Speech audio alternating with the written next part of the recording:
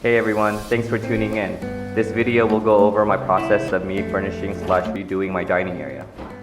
I first started by 3D modeling my whole apartment and inputting furniture pieces to see what they would look like within the space and to get an initial feel.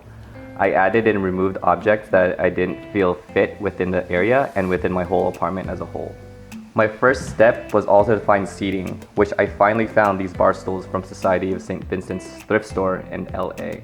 I wasn't too fond of the wood, but loved the thin curvature form, so I decided to strip the varnish and paint over it, which I'll go over. The first step to the process was to remove the seat from the metal frame, removing the screws, the bolts, paddings, and setting them to the side as well as the metal frame since I wanted to keep that as is.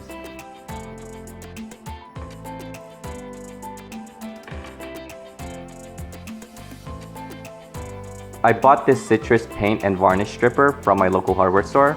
The stripper was crucial because I wanted to make sure the new paint would stick to the wood and not the varnish itself. I sprayed a good layer on the seat, and it doesn't really matter which direction, just have a good amount of stripper onto the seat.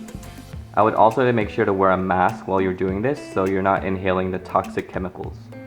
Let it sit for a good 20 to 30 minutes before you scrape it off to let the chemicals do its job. I also bought these plastic scrapers from the 99-cent store, which came in a pack of 3 with varying sizes to help really remove the layer of varnish. I made sure to get all the edges, but this one was a little bit difficult due to the curvature of the seat and the circular extrusion sticking out. I did this process about 2 times until I started to use a little bit more force to get the varnish off. And as you can see, the color changes, which was pretty satisfying to see, knowing that the thin layer was getting removed. As the dust or part of the wood began to accumulate, I also went ahead and collected it to throw it away, rather than waiting until the end. I then sanded off the rest of the discolored portion of the seat that I was not able to remove from the varnish stripper. And again, making sure to wear my mask within this process too, and wiping off with a wet piece of cloth to remove the small wood particles. I also kept sanding the seat until I was satisfied with the results, and making sure that any prior damages, like indentations, were removed so that the surface was clean and smooth.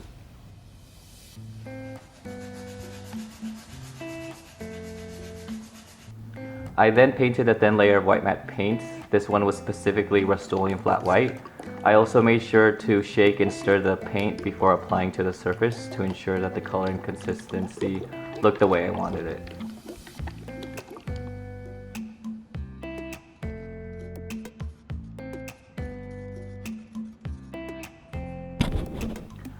I applied 2 to 3 coats, and I also ended up spray painting it so it didn't have the brush strokes. It ended up looking really smooth and really loved the end results. And after letting it dry for a few hours, I essentially just attached it back to the frame.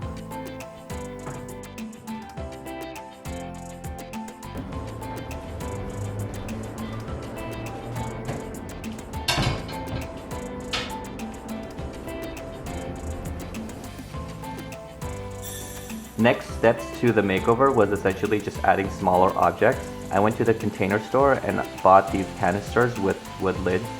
I decided to infill it with rice because of its delicate texture and my frequent diet use. It also looks really nice exposed and showcased rather than just sitting in a bag in my cabinet. I also bought these small salt and pepper shakers to match, and to be more precise, I made this quick funnel out of post-it notes to make it easier to infill the vessel.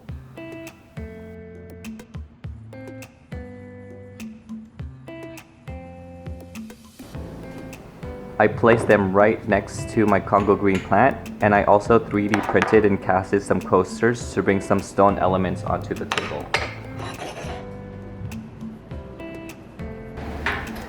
On one side of the table and column, I placed this IKEA stand along with my Monstera that I just bought. Luckily, the small corner is receiving a lot of diffuse light and away from the direct south-facing window, allowing my Monstera to thrive. On the other end, I decided to put my entry cart where I put my keys, wallet, and other necessary items before I need to head out. I also bought this cart from IKEA. I decided not to install the casters, knowing I wasn't planning to make it portable. To decorate it a little bit more, I also drew this art piece piece that references one of my favorite buildings from one of my favorite architects. This building specifically is the Asakusa Cultural Center in Japan by King Okuma. In front of it, I placed this basket with all my belongings on one side, and on the other, I placed this jar with some Schefflera cuttings, which I'm currently propagating. On the other tiers, I placed some of my old architecture models to fill in the space.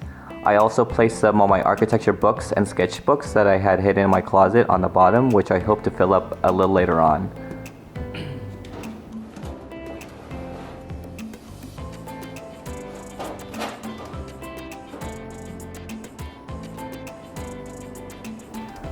I then also added my small Pilea peperomitis to fill up the space even further. To decorate my dining area even further, I bought these Rattan Placemats when I was walking around Chinatown. I bought 3 for $10, which is really cheap, and I really like that it ties with my other rattan baskets lying around my place.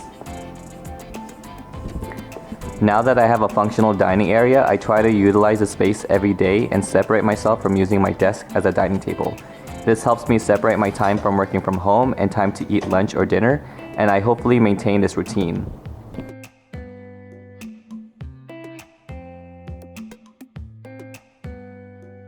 And yeah, that pretty much sums up my makeover video. Thanks for watching and catch me on the next one. Also, don't forget to subscribe and hit that like button to show some support. And as always, peace out and work it out.